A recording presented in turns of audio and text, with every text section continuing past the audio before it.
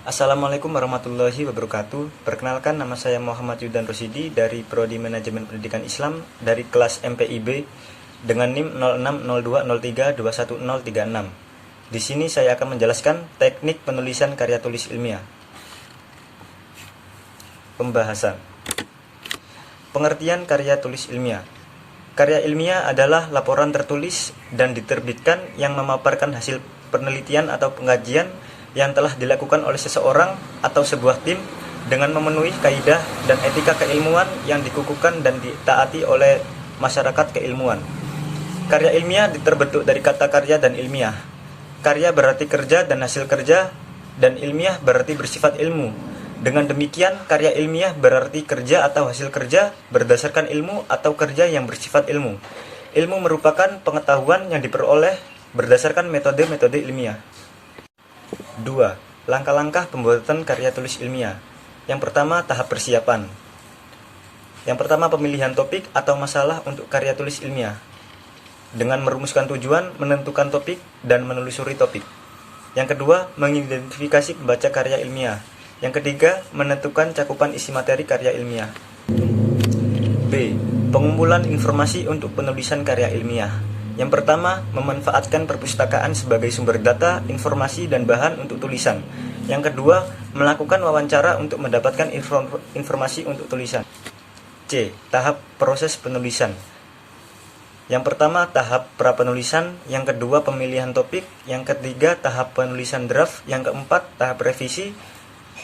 Kelima, tahap penyuntingan. Dan tahap keenam, tahap publikasi. D. Tahap evaluasi. Tahap terakhir yaitu verifikasi atau evaluasi. Apa yang dituliskan sebagai hasil dari tahap iluminasi itu diperiksa kembali, diseleksi, dan disusun sesuai dengan fokus tulisan. Mungkin ada bagian yang tidak perlu dituliskan, atau ada hal-hal yang perlu ditambahkan, dan lain-lain. Mungkin juga ada bagian yang mengandung hal-hal yang peka, sehingga perlu dipilih kata-kata atau kalimat yang lebih sesuai, tanpa menghilangkan esensinya. 3. Sistematika penulisan karya tulis ilmiah. Bab pertama yakni pendahuluan dengan isi latar belakang masalah, rumusan masalah, pertanyaan penelitian dan hipotesis, penjelasan istilah atau definisi operasional, tujuan penelitian atau studi, asumsi atau anggapan dasar, metode penelitian, dan lokasi, populasi, dan sampel penelitian. Bab kedua yakni kajian pustaka. Kajian pustaka sangat penting dalam suatu karya ilmiah karena melalui kajian pustaka ditunjukkan kedudukan suatu penelitian di tengah perkembangan ilmu dalam bidang yang diteliti. Bab 3. Metode penelitian. Bab ini merupakan penjabaran lebih rinci tentang metode penelitian yang secara garis besar telah disinggung pada bab yang pertama. Pembatasan istilah yang ada pada judul dan variabel yang diteliti dalam penelitian juga dijelaskan dalam bab ini. Bab 4. Hasil penelitian. Dalam bab ini dilaporkan hasil-hasil penelitian. Penyajian mengikuti butir-butir tujuan, pertanyaan, atau hipotesis penelitian. Penyajian hasil penelitian diikuti oleh pembahasan. Bab 5. Kesimpulan. Dalam bab ini disajikan penafsiran atau pemaknaan peneliti secara terpadu terhadap semua hasil penelitian yang telah diperolehnya. Karena sudah ada unsur penafsiran, maka isi kesimpulan akan berbeda dengan rangkuman. Daftar pustaka. Daftar pustaka memuat semua sumber tertulis yang berasal dari buku, artikel, jurnal, dokumen resmi, atau sumber-sumber lain dari internet atau tercetak, misalnya video, film, kaset, compact disc yang pernah dikutip dan digunakan dalam penulisan karya tulis ilmiah. Lampiran-lampiran.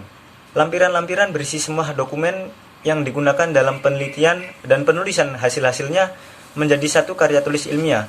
Setiap lampiran diberi nomor urut lampiran sesuai dengan urutan penggunaannya. Riwayat hidup. Riwayat hidup dibuat secara padat dan hanya menyampaikan hal-hal yang relevan dengan kegiatan ilmiah.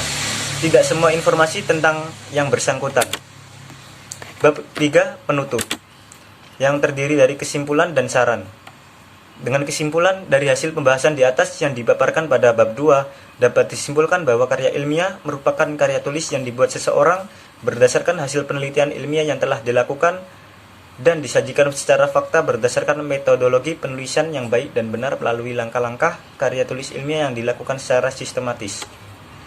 Dan saran diharapkan para mahasiswa agar membuat suatu karya tulis ilmiah dengan melalui tahapan-tahapan yang sesuai agar karya ilmiah yang ditulis dengan dapat menjadi suatu karya tulis ilmiah yang akurat dan terpercaya sehingga dapat bermanfaat bagi banyak orang. Sekian, terima kasih. Wassalamualaikum warahmatullahi wabarakatuh.